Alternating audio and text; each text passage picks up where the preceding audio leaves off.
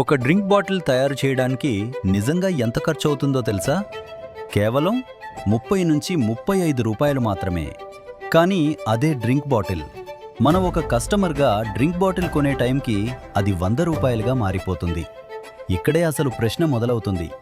ఈ మధ్యలో ఉన్న అదనపు 65 రూపాయలు ఎక్కడికి వెళ్తున్నాయి?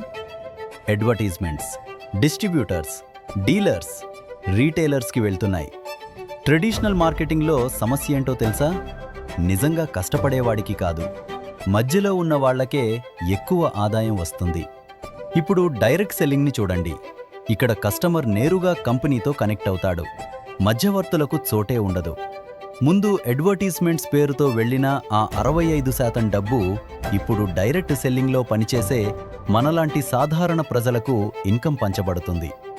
అందుకే డైరెక్ట్ సెల్లింగ్ అంటే కేవలం ఒక ఉత్పత్తిని అమ్మడం కాదు, ఒక వ్యవస్థను నిర్మించడం, ఒక భవిష్యత్తును నిర్మించడం. ఇదే నెట్వర్క్ మార్కెటింగ్ యొక్క అసలు శక్తి.